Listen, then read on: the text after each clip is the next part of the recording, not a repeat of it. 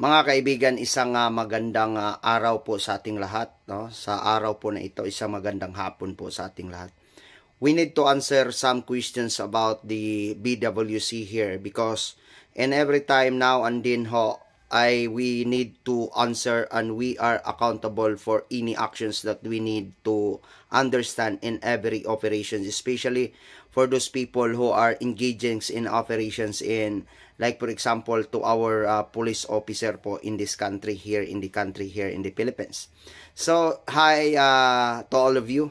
Thank you so much. Here are the questions how the BWC or body-worn cameras are important to the police operations and what law provide BWC will be used in the PNP. So here, so according to the questions, we need to answer because in every time now and then that the police officer in our country are the subject for any public criticisms right now, especially we are posting to the social media, especially Facebook and etc., in order to disgrade and breaking down the reputations of our officer in this country. You need to understand why the BWC are very important. So body-worn cameras or BWC play a critical role in enhancing the police operations, particularly in the terms of accountability, transparency, and professionalism. It is important in the Philippine National Police can be understood for the operations to using this BWC and particular operations in our PNP here in the country. So here is the importance of BWC in the police operations. Number one is transparency and accountability, that the BWC provide an objective record of the police encounters. For example, ensuring the transparency of their operations, and it helps to build public trust and hold the officer accountable for their actions.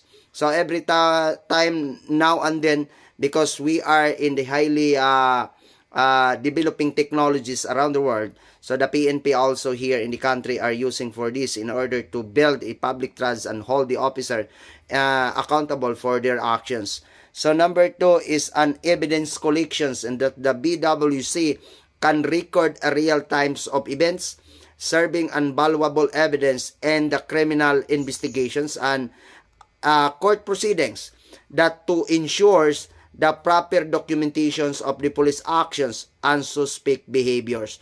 So that's why we need a BWC every operations in serving warrant and also in bypass operations or serving a warrant of arrest in certain individuals. So here, improve the behavior. Number four is improve the behavior knowingly that they are being recorded, that the officer and civilians are more likely to act professionally and lawfully, lawfully reducing a potential conflicts during the police operations.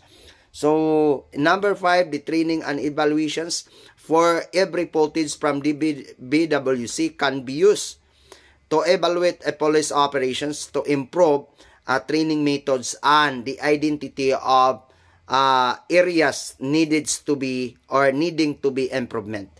So what are the legal basis for the BWC used in the PNP?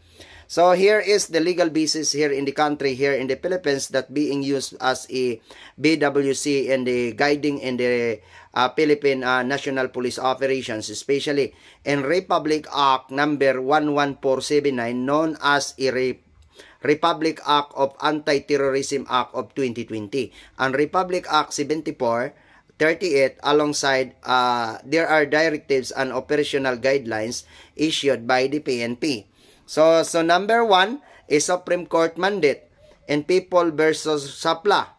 So in March 15, 2021, that the Supreme Court emphasizes the importance of the BWCs in ensuring the legality of the police operations, particularly in serving the search warrant and warrant of arrest or arrest warrant. The second is PNP memorandum or circulars, and the PNP has issued specific guidelines of the use of BWC in the law enforcement, especially in requiring the officers to wear and activate them during the critical operations of the PNP, such as drug operations or bypass operations about drugs and search warrant, and also the anti-terrorism activities in the certain areas that we are enforcing it. So Republic Act number 3 is Republic Act 11479, Anti-Terrorism Act of 2020, and Section 17 of the Implementing of the Rules and Regulations, or the IIR of the Anti-Terrorism Act, mandates that the use of the technology, including BWC, to monitor and document the anti-terrorism operations of the certain areas that we need. So here is the PNP commitment. It is number 4, to reform, PNP commitment to reform, and the response to the public concerns about the abuses or the abuse that the PNP has committed to equipping the officers with the BWC to enhance the compliance of the integrity, the operational integrity, and the compliance with the human rights standards. So here is in conclusions that the BWC are indispensable tools in the modern policing, promoting trust and accountability to the public. There be use in the PNP. It is not a mandate by law, but also a necessary to ensuring the ethical standard and the effective law enforcement of the country. So, do you understand with that? So, thank you so much to all of you.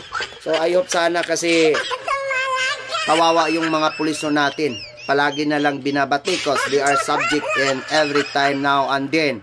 If there is a legitimate operations of our policemen out there, and then there is a criminals are shot dead during the legitimate operations, and then kawawa ho yung mga police natin because they are subjected to be an investigations, especially right now in the Senate. So right now, we can understand what is the BWC all about. So, can you understand what is the legal allegations that you need to publish in the, kasi maraming iba dyan, they are fabricated allegations in order to damage the reputations of the certain police officer in this country. Mind you.